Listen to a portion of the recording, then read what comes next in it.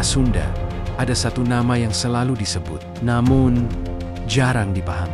Prabu Kian Santang.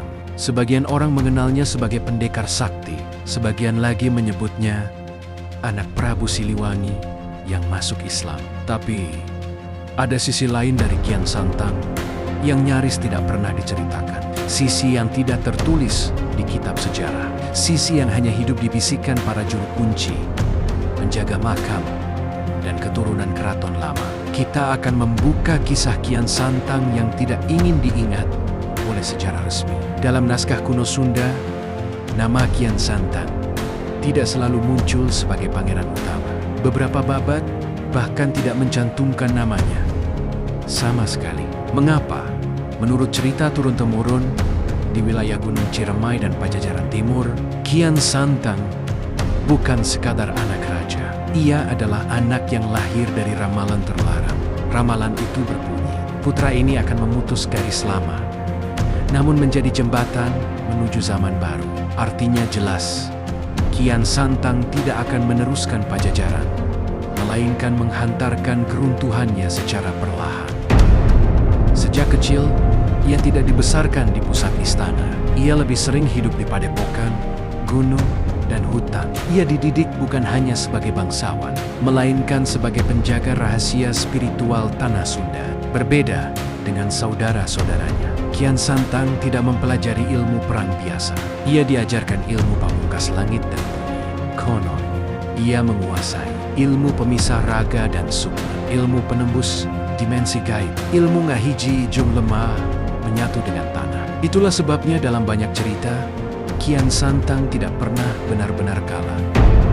Namun, anehnya, ia selalu menghindari tahta, bukan karena takut, tapi karena ia mengetahui sesuatu yang tidak diketahui raja sekalipun. Ini bagian yang jarang diketahui.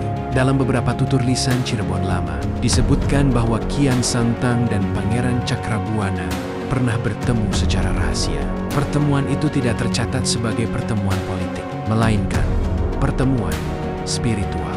Mereka tidak membahas perang, tidak membahas tahta. Mereka membahas satu hal, bagaimana menyelamatkan tanah Sunda tanpa menghancurkannya dengan darah. Konon, dari pertemuan inilah muncul kesepakatan. Pajajaran tidak akan ditaklukkan secara langsung. Islam akan masuk tanpa pedang, dan Kian Santang harus menghilang dari pusat kekuasaan. Sejak saat itu, nama Kian Santang perlahan dihapus dari sejarah resmi. Banyak yang mengira Kian Santang masuk Islam karena kalah debat. Itu terlalu sederhana. Ilmu lama memberinya kesaktian. Islam baginya bukan agama baru, melainkan kunci terakhir dari ilmu lama yang belum sempurna. Ia tidak meninggalkan Sunda, ia menyempurnakannya. Setelah Pajajaran runtuh, Kian Santang tidak terbunuh. Ia telah menghilang. Namun, masyarakat di Gunung Ciremai, Kuningan, Majalengka, Garut, Tasikmalaya masih percaya bahwa Kian Santang tidak pernah mati. Ia menjadi penjaga spiritual tanah Sunda, penyeimbang antara masa lama dan masa baru, sosok yang hanya muncul saat tanah ini sakit. Beberapa juru kunci bahkan berkata, Kian Santang tidak pergi. Ia hanya berpindah alam. Ada satu sumpah terakhir yang diyakini ditinggalkan Kian Santang. Selama tanah Sunda masih dihuni manusia yang lupa asal-usulnya, aku tidak akan kembali. Itulah sebabnya kisahnya selalu terpotong, selalu setengah, selalu penuh misteri. Karena tidak semua kebenaran boleh dibuka. Kian Santang bukan hanya pendekar, bukan hanya anak raja, bukan hanya tokoh legenda. Ia adalah pengorbanan yang dilupakan.